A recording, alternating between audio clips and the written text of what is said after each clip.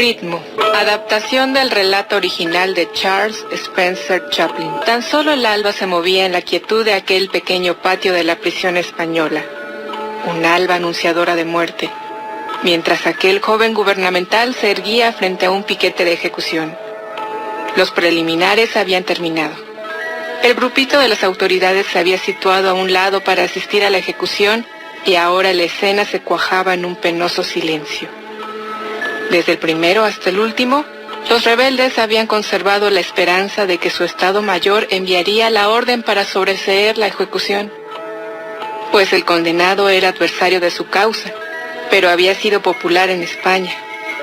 Era un brillante escritor humorístico que había sabido regocijar ampliamente a sus compatriotas.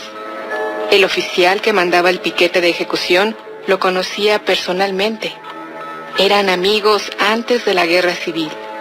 Juntos habían obtenido sus títulos en la Universidad de Madrid. Juntos habían luchado para derribar la monarquía y el poder de la Iglesia. Juntos habían bebido, habían pasado noches enteras en las mesas de los cafés, reído, bromeado y dedicado largas veladas a discusiones de orden metafísico. De cuando en cuando se habían peleado por culpa de los diversos modos de gobierno. Sus divergencias de criterio eran entonces amistosas, pero por fin habían provocado la desdicha y el trastorno de toda España. Y habían llevado a su amigo ante un piquete de ejecución. Pero, ¿para qué evocar el pasado? ¿Para qué razonar? Desde la Guerra Civil, ¿para qué servía el razonamiento?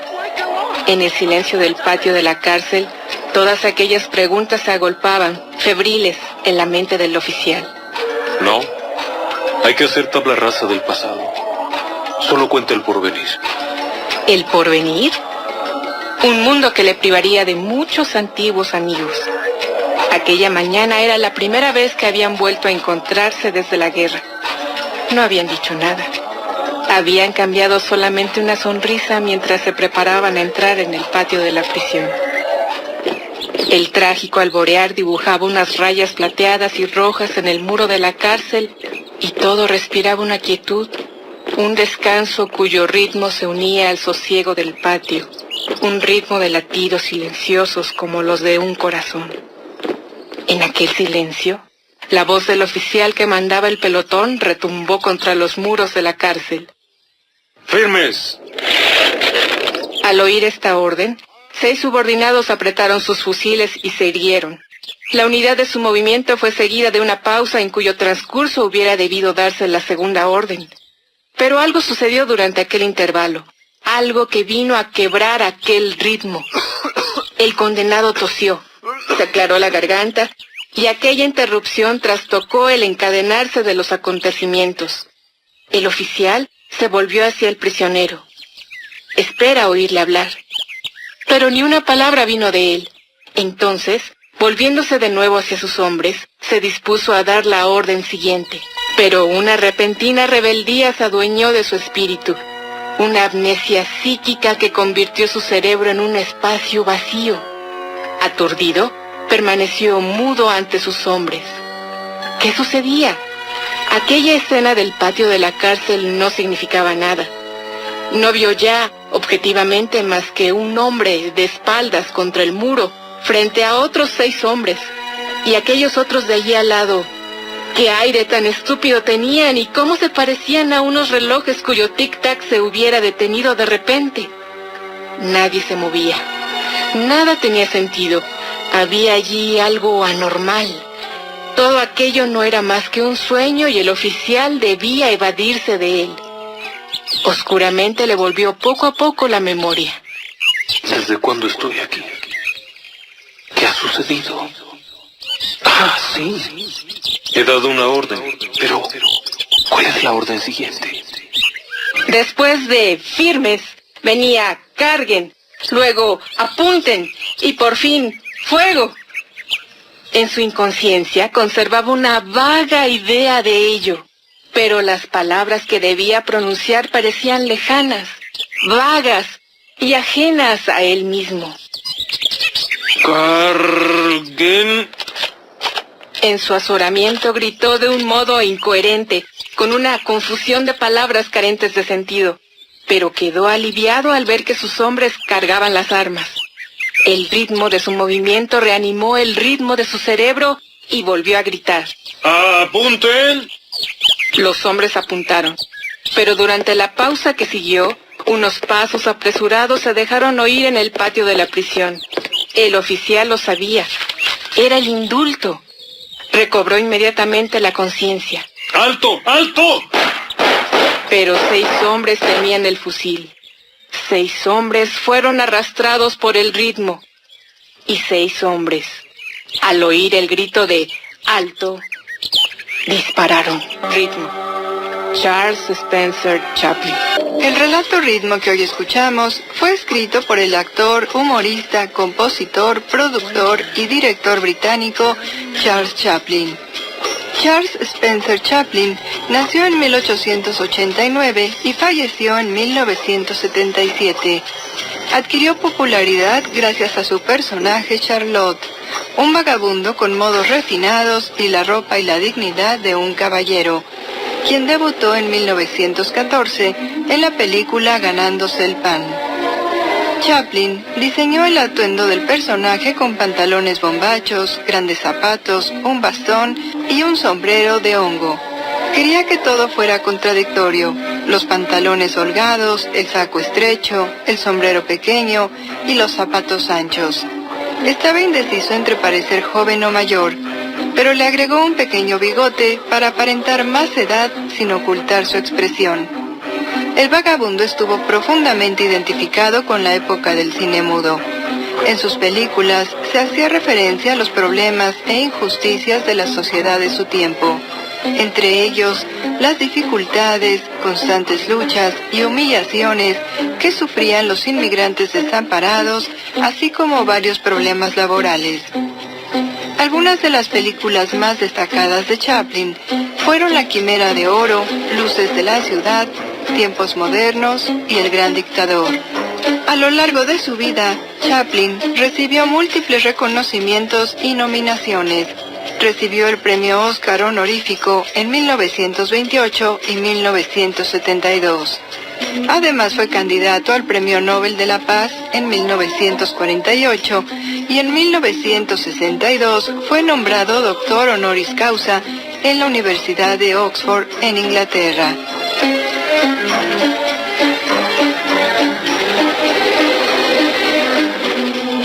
Como lo expresa en su breve relato Ritmo, Chaplin era crítico ante la obediencia ciega, la falta de sentido crítico y el belicismo.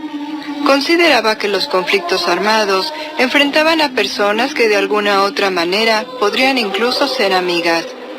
En su comedia de humor negro, Monsieur Verdot, de 1947, criticó al capitalismo y afirmó que el mundo alentaba las matanzas en masa mediante las guerras y las armas de destrucción masiva. De igual manera, su filme Un rey en Nueva York satirizó la persecución política. Su primera película hablada, El Gran Dictador, de 1940, desafió al nazismo ridiculizándolo.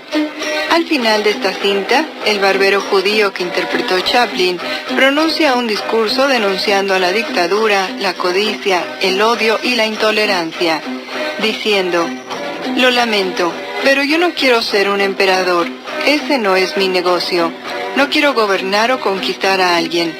Me gustaría ayudar a todos si fuera posible, a los judíos y a los gentiles, a los negros y a los blancos. Todos deberíamos querer ayudarnos. Así son los seres humanos. Queremos vivir con la felicidad del otro, no con su angustia. No queremos odiarnos y despreciarnos. En este mundo hay sitio para todos y la tierra es rica y puede proveer a todos. El camino de la vida podría ser libre y hermoso». Esta película fue nominada en 5 rubros para los premios de la Academia, pero no ganó. En cambio, fue prohibida en España, donde se estrenó 36 años después de haberse filmado, cuando ya había fallecido Francisco Franco.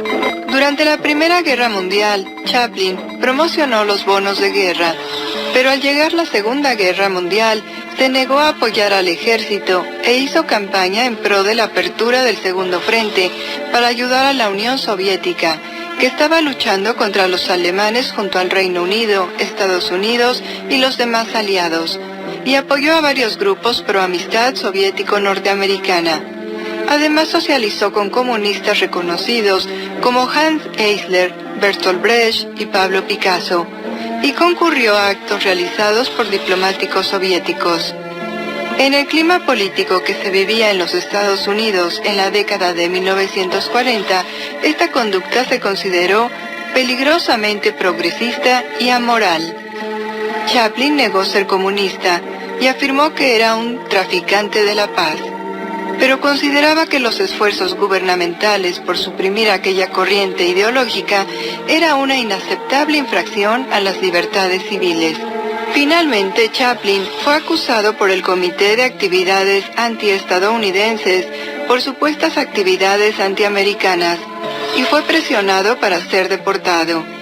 Fue así como en 1952 se exilió en Suiza, donde pasó el resto de su vida.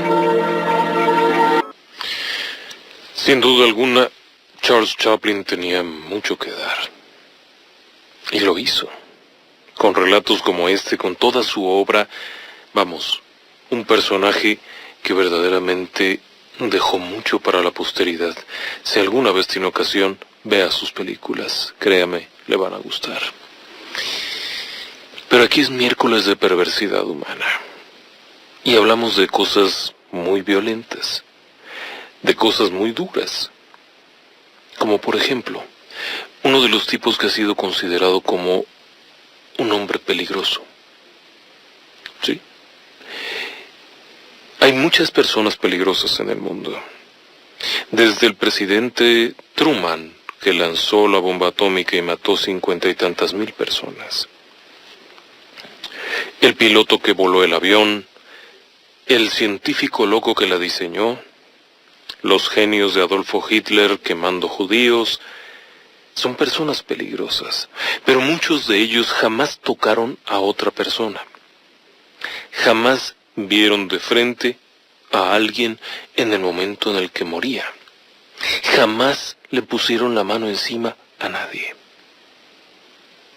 Un soldado, por ejemplo, es un tipo que probablemente mate sin pensar.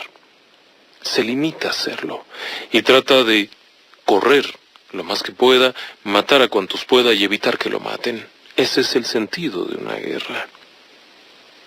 Pero hombres peligrosos. Creo que su concepto de hombre peligroso cambiará hoy. Porque le voy a hablar del hombre de hielo. Iceman. Richard Kuklinski. Kuklinski, el polaco, el grandulón, Ricky, etcétera, etcétera. Un personaje que hizo historia y que ha tenido numerosas películas. Algunas lo pintan como un verdadero carnicero. Bueno, era un carnicero. Otras lo pintan como un tipo un poco romántico que no tiene nada que ver con la realidad. Kuklinski ha sido considerado como uno de los hombres más peligrosos en la historia. Cuando en los años 80 un testigo fue interrogado, le preguntaron, ¿usted ha visto matar a Richard Kuklinski? Y él respondió, no. De hecho, nadie que lo haya visto matar sobrevive. Así era este hombre. Pero déjeme que le platique un poco de él. Kuklinski nace probablemente en los años 30. Su partida de nacimiento dice que en el 35. Bueno, está muy bien. La familia de Kuklinski era bastante humilde. El padre era un tipo alcohólico, inmigrante polaco. Trabajaba en los ferrocarriles haciendo algo. Además de ser alcohólico, era un hombre adicto a las prostitutas, al sexo. Un sujeto peleonero que con frecuencia golpeaba a su esposa y a sus hijos de una forma brutal. En casa de los Kuklinski, el amor se acabó el mismo día en el que se habían casado. Sin embargo, Ana, la esposa, era una mujer guapísima, de origen irlandés. Y tal parece que el padre de Richard, el señor Kuklinski, la odiaba por esa belleza, hasta el punto en el que con frecuencia la golpeaba. Stanley Kuklinski, además, arremetía duramente contra sus hijos. Eran 3 niños varones: Florian, terriblemente maltratado; Richard, que también sufría terriblemente; y Joseph. Los golpes iban de un lado a otro. Con frecuencia, tanto él como ella golpeaban a los hijos. Stanley, el padre de Richard Kuklinski, solía golpearlos duramente mientras que la madre rezaba. En otras ocasiones, la madre golpeaba a los chicos al mismo tiempo. Y en otras, el padre los golpeaba a todos, incluida la madre. Después, cuando no estaba el padre, la madre también los golpeaba. Todo aquello se volvió tan feo que un buen día llega el padre de la familia completamente ebrio y comienza a golpearlos hasta el punto en el que arroja a Florian, el más grande, con tal fuerza que lo desnuca. El niño muere en ese momento. Cuando tuvieron que encubrir la muerte, dijeron que tenían una pena enorme, pero que el chico había sido golpeado por un automóvil que había huido. Y el asunto terminó. A ninguna policía le interesaría investigar el caso del hijo de un inmigrante polaco pobre. Por lo tanto, la cosa no pasó a nada, y la violencia regresó unos días después de forma brutal. Por su parte, Richard era particularmente torpe. En la escuela era un hombre que no aprendía de nada. No tenía amigos, no se llevaba bien con nadie y era atacado por todo el mundo. Sí. Los pendencieros de siempre, los grandulones, solían golpearlo, humillarlo de las formas que usted se puede imaginar. Se especula que incluso pudo haber sido atacado sexualmente por sus propios compañeros de escuela. Además, su padre seguía humillándolo todo el tiempo. Richard optó por una situación diferente. Huir. Sí, huía. Con frecuencia, cuando veía venir a otros chicos, se escondía. Después, solía escapar de otras maneras. Era un chico, digámoslo así, retraído, callado, temeroso. Además, en casa no había dinero. Stanley además se enamoró de alguna mujer por ahí y abandonó la familia, dejándolos sumidos en la más absoluta pobreza. Eso fue bueno, porque la madre se fue a trabajar y el tiempo entonces se volvía particularmente grato. Para ese momento, además, había una hermanita nueva, Roberta. Así que Richard, junto con Joseph y Roberta, la pasaba de lo mejor cuando no estaban los padres. Pero había que conseguir dinero. Eso era claro. No había mucho dinero y no había mucho que comer. Por lo tanto, Richard tuvo que comenzar a robar. Pequeños hurtos. Cosas que robaba en el mercado. Cosas que se llevaba con él. No era nada grave. Pero la madre era muy religiosa, así es que además del riesgo que implicaban los pequeños robos, era la golpiza. Claro que después había que comer lo que había robado, porque el dinero no alcanzaba para nada. Poco a poco, aquello fue visto de mejor manera. Se le seguía tildando de un ratero y demás, pero el dinero caía bien. Y sabe algo, Richard dejó de ser el chamaco languiducho aquel, y ahora era un experto ladrón. Incluso aprendió a robar autos a los 13 años. Era un estupendo ladrón de autos y manejaba magníficamente. Sabía dónde ir a dejar los autos, sabía a quién entregárselos. Además, en la calle cualquiera pensaría que era un retardado, como le llamaban ellos.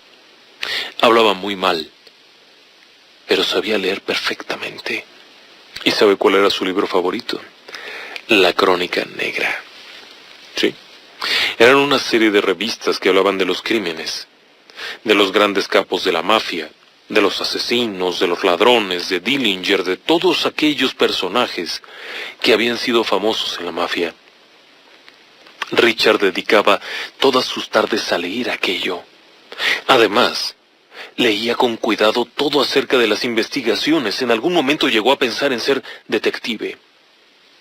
Pero claro, ser un detective y ladrón de autos no era tan fácil. En lugar de ello, comenzó a planear la muerte de su padre. ¿Cómo matarlo? Y entonces descubrió algo. Descubrió que tendría que abrirse paso en la vida a golpes. Y sabe, el primero de los fulanos que lo molestaba era un tal Charlie Lane. Richard Kuklinski, con sus 13 años, decidió acabar con aquello. Estaba harto de que lo pateara, lo orinara, lo golpeara, le embarrara el rostro contra el excremento de alguien, y decidió acabarlo. Era un hecho. Tenía 13 años. Y después de un ataque particularmente brutal, Richard comenzó a seguirlo. Charlie Lane vivía en unas cuadras a la redonda.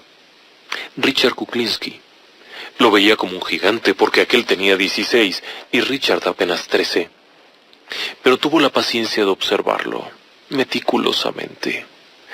Cuándo salía, cuándo volvía, cuándo iba a alguna parte, cuándo había otra. Y así comenzó a verlo.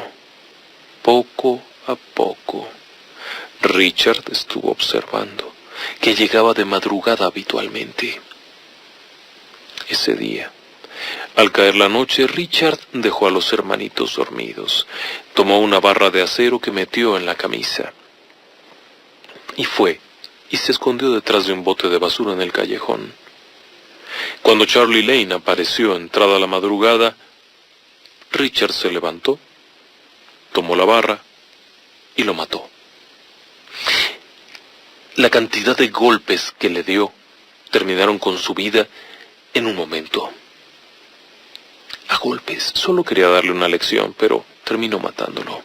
Después, Richard salió, buscó un automóvil, lo robó, metió el cadáver en el auto, condujo y después llegó hasta la orilla del río.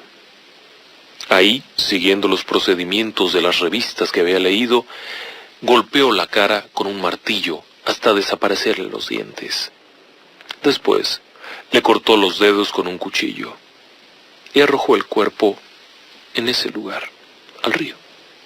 Después, de regreso, fue tirando los dedos y los dientes por donde podía, y al final arrojó la herramienta que había utilizado para abandonar el automóvil en un estacionamiento y caminar hacia su casa para irse a dormir.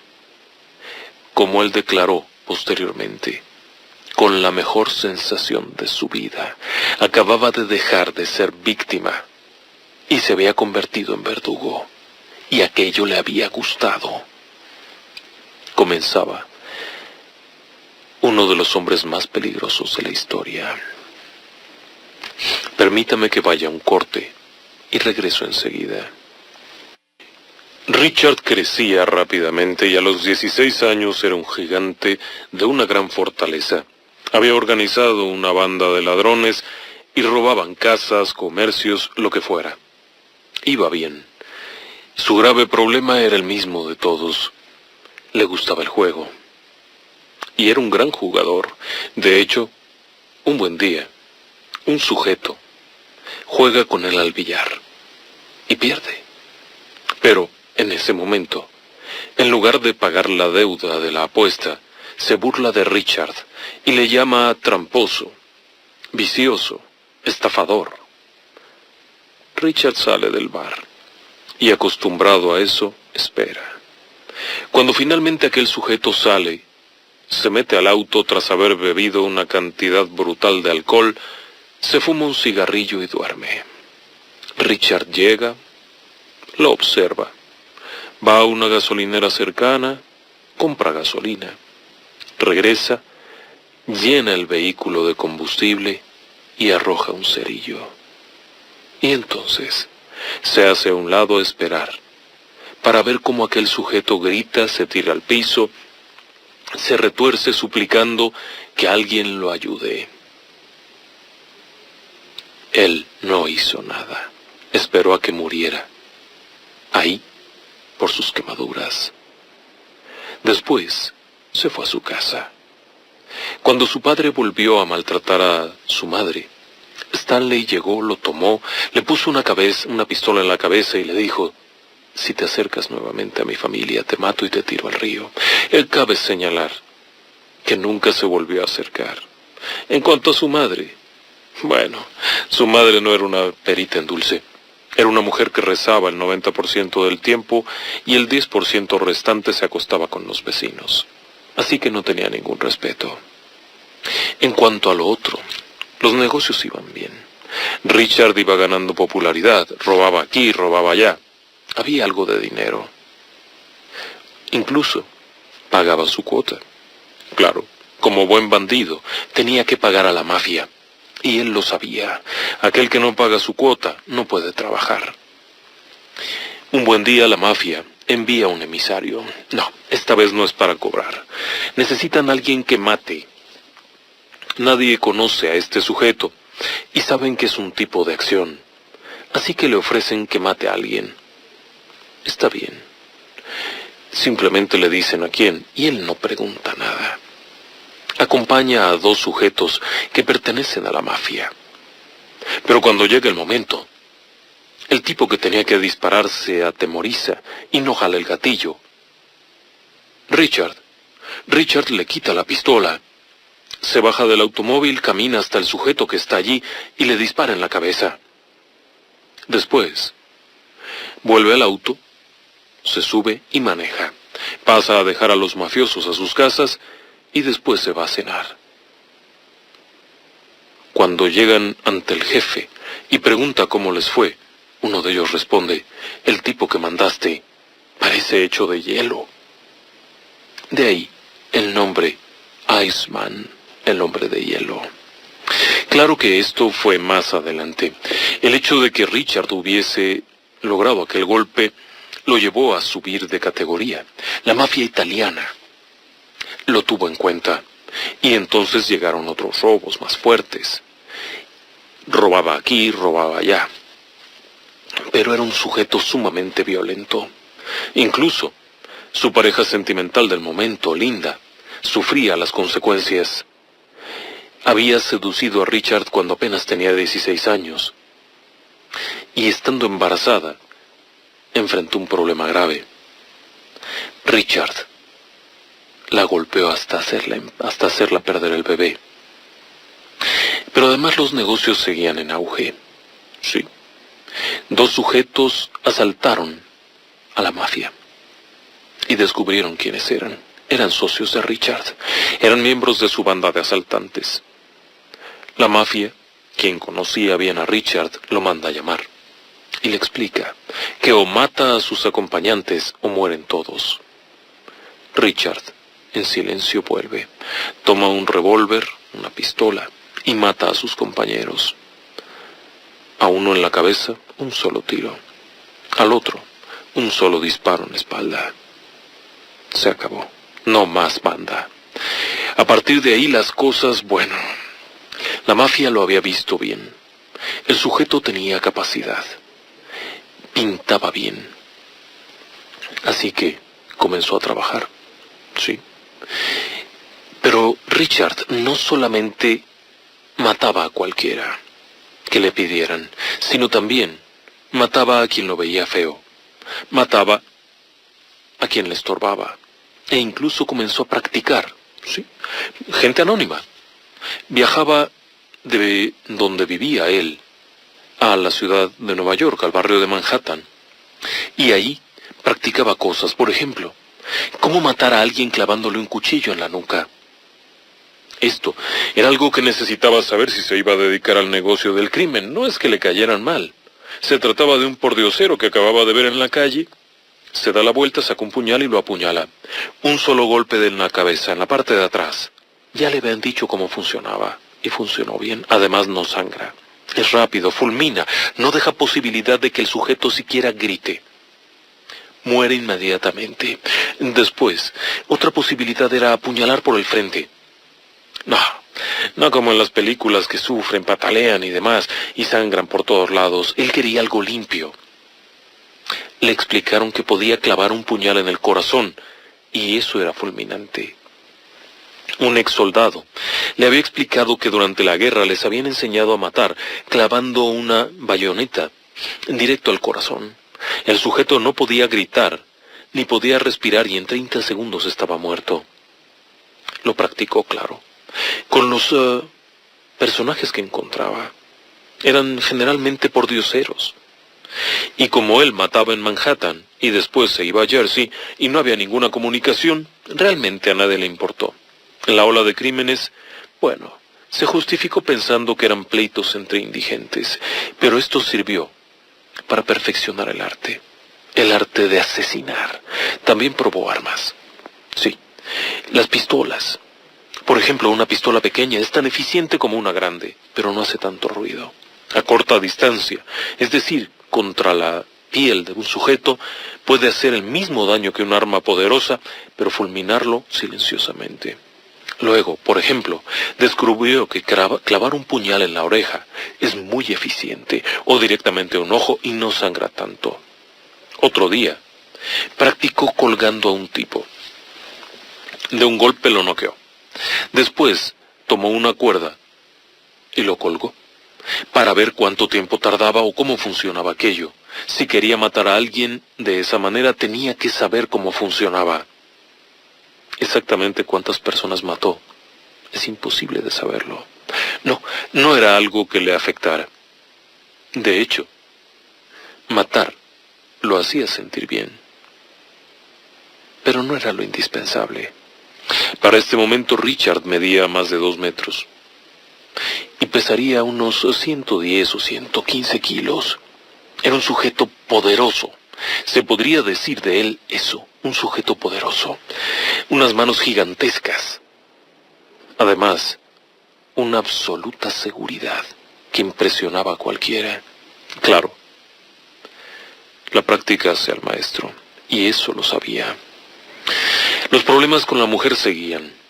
La violencia era terrible. Arrojaba muebles, golpeaba. Pero no solamente eso. Tenía necesidad de algo, porque a veces era un tipo tan sutil. Había días en los que era un hombre amoroso, un caballero, que abría la puerta del auto, y otras veces golpeaba brutalmente. Era terrible. Cualquier cosa que lo sacara de sí, estallaba. Pero seguía trabajando. La mafia lo contrató para asesinar a alguien. Un tipo había faltado el respeto a la mujer de un hombre fuerte de la mafia.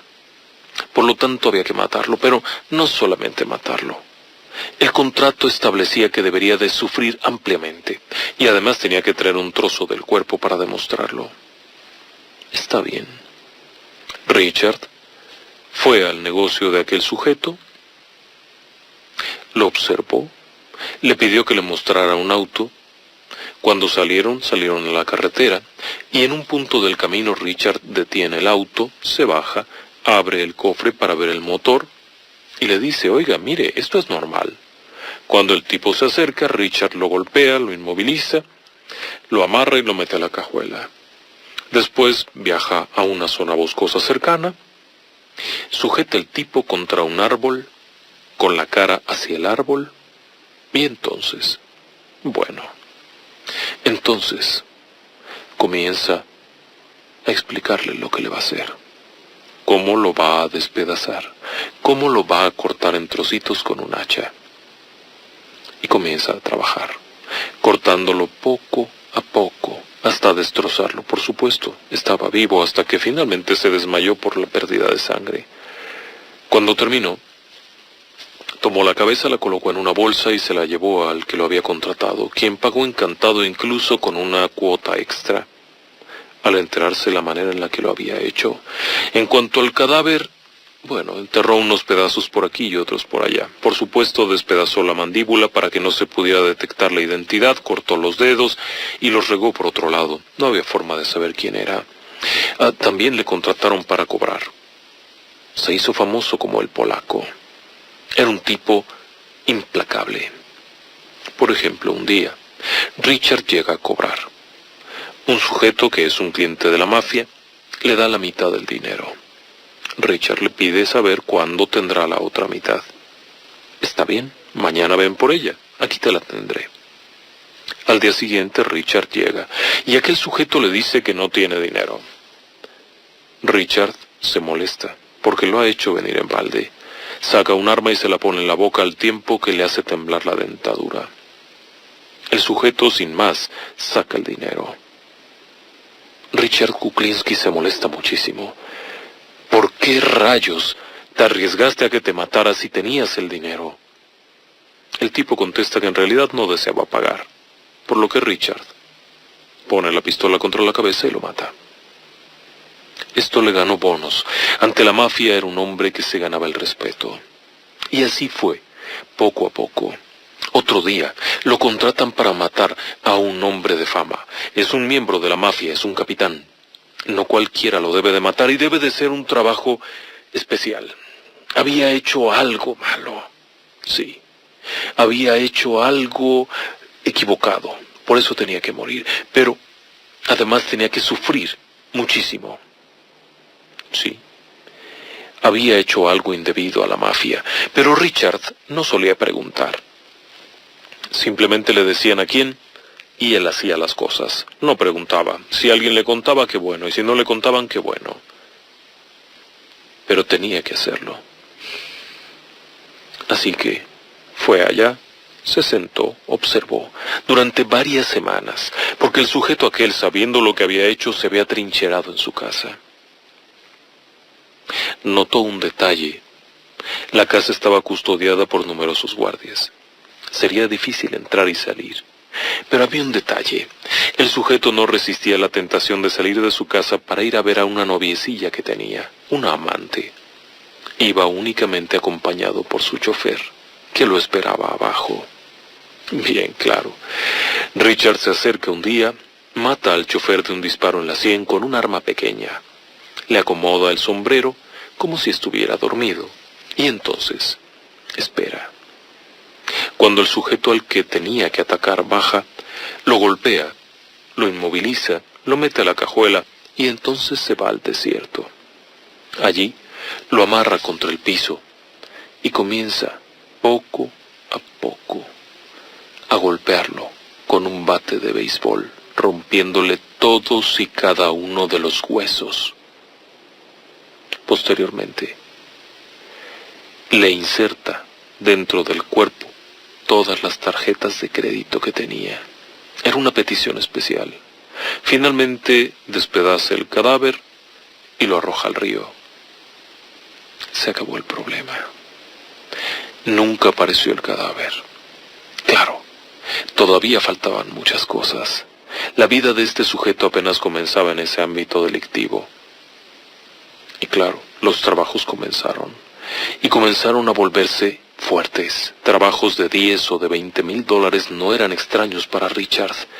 Así, la mafia lo mandaba a buscar. A veces era una familia, a veces era otra. Por una sencilla razón. Porque este tipo era silencioso. Y por otro lado, era muy preciso. Poca gente lo veía. Y nunca se lo esperaban. De hecho, en uno de los casos que lo mandaron, tenía que asesinar a un sujeto que había sido lugarteniente de la mafia. Sí, era un personaje importante y tenía que ser una muerte ejemplar para demostrar lo que pasaba a quien defraudaba a la mafia. Fue, esperó, observó, poco a poco. De pronto aquel sujeto sale, camina hasta su auto, Richard se acerca y directo contra la cabeza con un arma de silenciador lo mata. Y después, ahí lo dejó. El caso había quedado perfecto, nadie se percató de nada, nadie lo vio. Después tenía que matar a otro. Era otro personaje de la mafia, de hecho era un miembro importante. Richard lo sigue, lo acompaña hasta un barco, lo mira, espera. Finalmente la joven que lo acompaña, aquel sujeto, se va. Y el tipo está solo.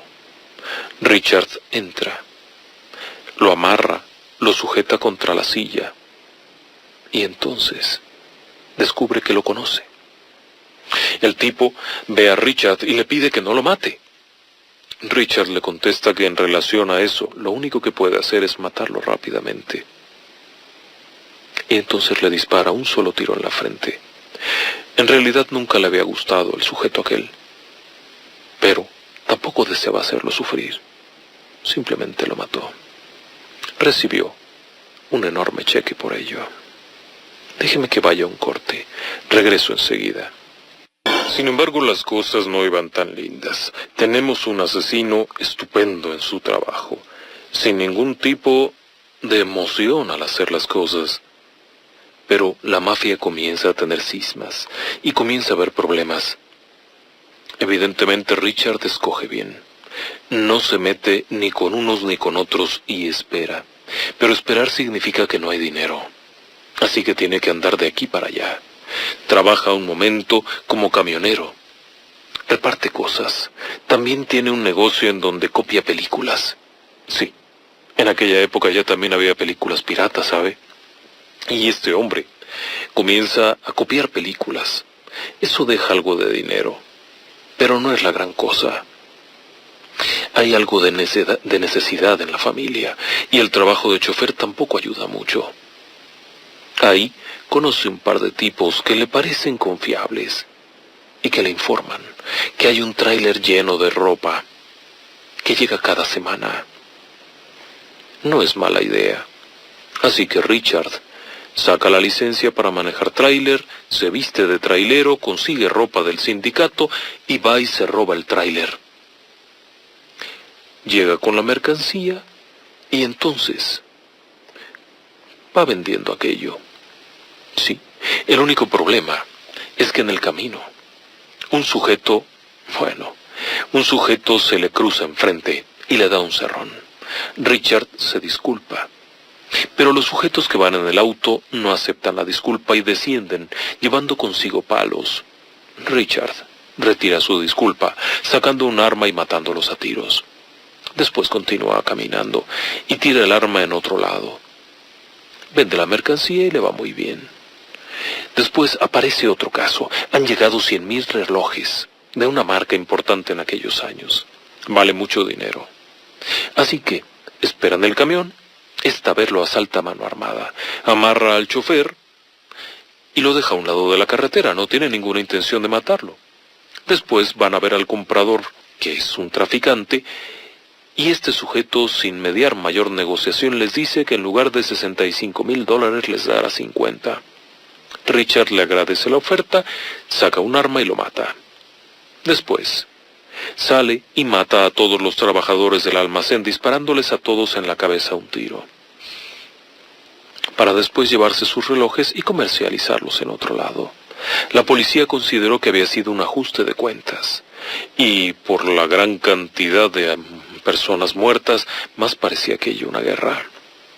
Había conseguido dinero, y entonces decide abrir otro negocio. Ahora copiará películas pornográficas. Sí, la mafia estaba traficando con películas pornográficas y Richard se encarga de copiarlas y distribuirlas. Es un buen negocio y además trabaja para la familia Gambino, que es una mafia muy fuerte. También roba televisiones. Todo esto va funcionando muy bien, excepto que hay un problema. Cuando se roban el tráiler de las televisiones, lo llevan a dejar a una granja. Le van a pagar al granjero $500 porque se quede ahí el camión. Pero cuando regresan, no está. Richard trae al granjero y le pregunta, pero este responde que no sabe dónde está el camión, que él pensó que ya se lo habían llevado. Richard entonces sujeta al tipo, lo amarra contra un poste de la casa, va a la cajuela de su auto y saca una luz de bengala, de esas rojas. Le quita los pantalones, enciende la bengala y le quema los testículos. El sujeto sigue insistiendo en que no sabe dónde está. Bueno, entonces trae un cuchillo y comienza a cortarle el resto de los genitales. El sujeto empieza a gritar que sabe dónde está. Por supuesto que lo sabía. Le informa dónde y entonces van allá. Hay otro sujeto ahí que se hace el tonto. Claro, cuando ve a Richard como lo golpea, el tipo termina por decirles dónde escondió el camión. Llegando al lugar, está el camión, está la carga, Richard saca un arma y los mata, un disparo a cada quien en la cabeza. No les guardaba resentimiento. Todo el mundo tiene derecho a hacer negocios. Los cuerpos los aventó en otra parte, y el dinero de las televisiones le cayó muy bien. Claro, las cosas iban bien porque además pagaba. Cada cosa que hacía pagaba a la mafia y eso gustaba. Y además, el negocio de las copias de las películas pornográficas estaba próspero. Él trabajaba incluso de noche, toda la noche copiando películas para la mafia. ¿Sabe algo curioso? Cuando se le preguntó si veía aquello o si le gustaba aquello, él contestó, no, yo solamente las copio, jamás las veo. Le parecía poco decente. Los niveles de decencia varían de persona a persona. El hecho es que, un buen día, hubo algo muy duro en su vida. Su hermano menor violó a una jovencita de 14 años y la mató, arrojándola por la azotea de un edificio. Joseph Kuklinski había cruzado una línea delgada. Richard se acercó y preguntó. El hermano respondió que sí, que él era su único hermano, por lo que no lo mató, pero jamás volvió a hablarle, jamás volvió a protegerlo porque sabe algo. Para Richard Kuklinski, atacar a un niño o una mujer era algo despreciable. De hecho, el negocio de la pornografía era simplemente un negocio. Él despreciaba a los actores, a los productores. En alguna ocasión llegaba a ir a un pequeño bar de striptease, pero se metía en una pequeña cabina a beber una cerveza, a esperar un rato y después se volvía a trabajar. En una ocasión, incluso, tuvo un enfrentamiento y mató al portero. Tenga en cuenta la frialdad de este sujeto. Fue allá, se peleó con el cantinero, fue a su casa, trajo ropa limpia, la guardó en el auto, sacó un arma, mató al portero, fue y se cambió la ropa y después regresó para ver cuando llegaba la policía y levantaba el cadáver. Volvió a casa más tranquilo, claro está. También comenzó a trabajar en cosas un poco raras, como por ejemplo, trabajar para Roy DeMeo. DeMeo era uno de los mafiosos más crueles que había en ese momento y de los más inestables. Era un sujeto el cual le caía muy mal, pero tenía mucho trabajo. Sí. Y así, poco a poco, se volvió el gatillero de Roy DeMeo. Asesinaba de todas las formas posibles. Y descubrió algo más. Descubrió que había una forma de matar sin que se enteraran que había muerto por un crimen.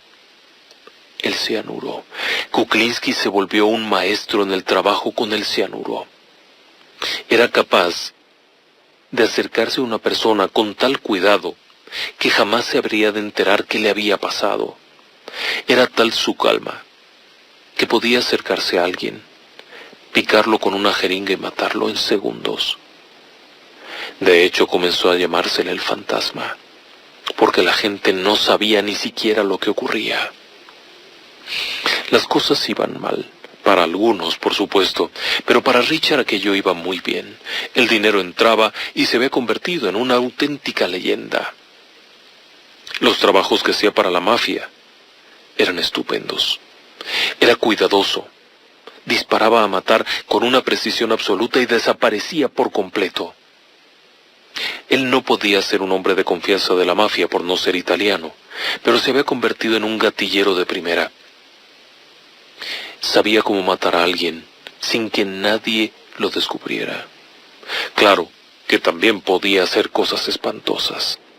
Por ejemplo, la ocasión en la que lo contrataron para matar a un cubano. Había violado a la niña de una familia y el encargo exigía un dolor inaudito. Y así fue. Se llevó al sujeto, lo golpeó, lo llevó al bosque, lo ató a un árbol, le arrancó los genitales. No los cortó, se los arrancó con las gigantescas manos y se los enseñó. Y le explicó por qué lo mataba. Después procedió a cortarlo en trozos pequeños mientras seguía con vida, hasta que finalmente murió. Se deshizo entonces de los restos, arrojándolos a los tiburones, algo que había visto en alguna ocasión y le pareció muy buena idea. Posteriormente, hubo un incidente. Alguien intentó asaltarlo, sin saber quién era. Richard se había detenido para comprar algo en una tienda. 3 sujetos lo intentan asaltar. Los mató a los 3, y después llegó a casa para cenar, porque tenía mucha hambre. Así poco a poco fue descubriendo nuevas cosas. Un buen día le encargan matar a un tipo que tenía un problema con la mafia. Había seducido a la hija de un hombre importante, de un capo de la mafia. Y esto no estaba permitido. No le habían autorizado a que lo hiciera. Por lo tanto, le encargaron a Richard un ejemplar castigo. Por supuesto, tendría que fotografiar aquello. Richard se lo llevó. En el camino compró una cámara Instamatic, de esas que imprimen la foto, una Polaroid. Lo llevó a una cueva que había descubierto algún tiempo atrás. Lo amarró contra el piso. Roció varias migajas a su alrededor y lo embadurnó con un trozo de tocino. Se sentó a esperar a que llegaran las ratas. Cuando el tipo comenzó a gritar por las mordeduras de las ratas, tomó una foto. Después esperó. Otro rato después volvió a tomar otra foto, y así hasta que el sujeto estaba hecho añicos, devorado por las ratas.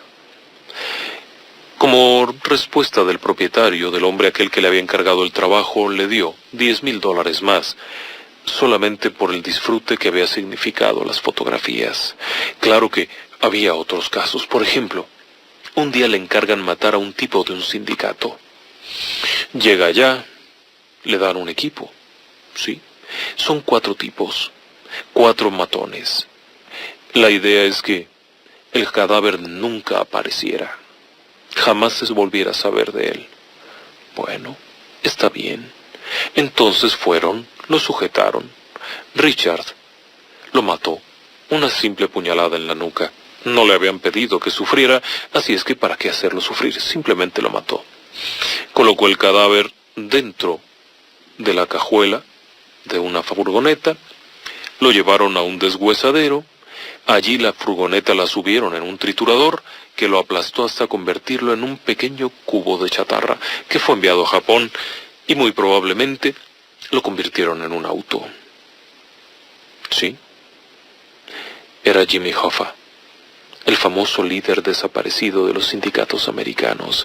Pero claro, había otro montón de crímenes. Había practicado con granadas, había practicado con toda suerte de cosas. Las ratas eran algo que habían solicitado varias veces. Mafiosos que sabían la historia lo mandaban traer. Incluso, en una ocasión, las ratas estaban tan grandes que Richard Kuklinski casi no pudo entrar. Dejó al sujeto aquel inconsciente y las ratas se encargaron de todo. Lo dejaron destrozado totalmente en minutos. Kuklinski había comprado una cámara de video para ello. Cuando mostró las imágenes, el propio Roy DeMeo no soportó ver aquello. Simplemente dijo que estaba bien. Los crímenes siguieron. Richard tenía días en los que le iba mejor y días en los que no le iba tan bien. Un día, por ejemplo, contrató a unos ladrones para que asaltaran una propiedad. Cuando llegó el botín, comenzaron a tener desacuerdos. Por supuesto, Richard Kuklinski les pidió que se tranquilizaran y como prueba de su amistad les llevó hamburguesas. Todos murieron en cuestión de minutos. Había colocado cianuro en todas. Después, se deshizo de los cuerpos y se quedó con el dinero. Así, poco a poco, Roy le dio más confianza. Pero Roy era un sujeto también muy peligroso, tan peligroso, que se dio cuenta que este tipo no duraría mucho. Mandaba matar a cualquiera, alocadamente. Era gente muy loca. Cuando le encargaron que matara a Carmine Galante, la fotografía se volvió famosa, claro. El cadáver ahí, aún con el habano en la boca.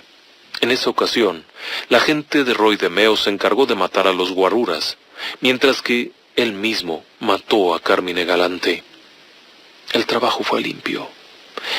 A decir del propio Roy DeMeo, parecía un reloj.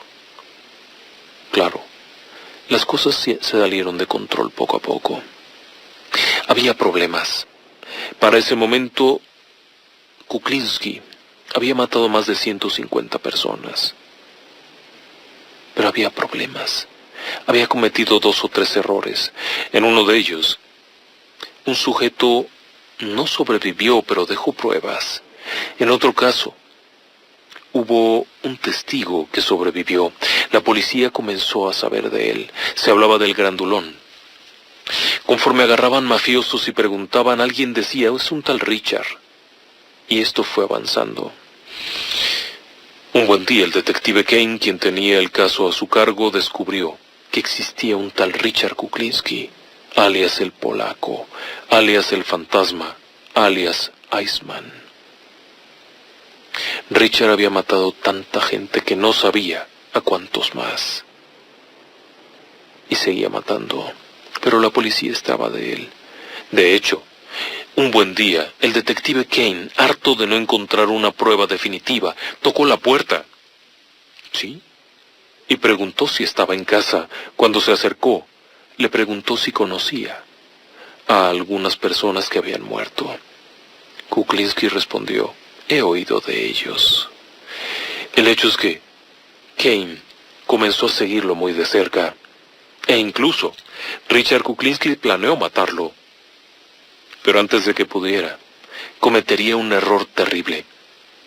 Confió en un sujeto que resultó ser un agente. Sí, la policía y el FBI habían insertado un agente encubierto, Dominic Polifrone, italiano que se hacía pasar como Dominic Provenzano. El sujeto logró convencer a Richard Kuklinski de que era un traficante de venenos y que le conseguiría una buena cantidad de cianuro a cambio de droga para un cliente. Unos días después, Kuklinski fue capturado. Fue condenado a todas las cadenas perpetuas que usted se puede imaginar. No había más. Durante los interrogatorios se hizo evidente algo. Este hombre había matado al menos 150 personas, todas a mano propia. Pero eso no era todo. A algunos los había despedazado, a otros los había disuelto en ácido, otros los había dado a comer a los tiburones, otros los había dado a comer a las ratas, pero nunca había matado niños ni mujeres. De hecho, en una ocasión, fue enviado a un cobro, y cuando se dio cuenta de lo que estaba cobrando, mató a los tipos. Era un burdel en donde se vendían favores sexuales de niños. Fue tal su desagrado que mató a los clientes y al dueño, y liberó a los niños. Kuklinski murió en el año 2006 en condiciones poco claras. Estaba postulado para ser testigo en el juicio de los Gambino, cuando apareció muerto en su celda, aparentemente un infarto, justo como lo que él hacía cuando envenenaba a sus víctimas. Kuklinski ha sido considerado como el asesino a sueldo más prolífico de la historia y uno de los hombres más peligrosos de los que se haya tenido noticia. Pocos pudieron decir que sobrevivieron a un ataque de Kuklinski. De hecho, se podría decir que ninguno. Si acaso un testigo, y sobrevivió porque no estaba en la lista. Extraño, ¿no cree usted? Uno de los personajes más violentos que se puede imaginar. Muchísimas gracias por haberme acompañado. Ya sabe que les esperamos aquí mismo mañana, nuevamente en Relatos del Lado Oscuro, para platicar historias de fantasmas.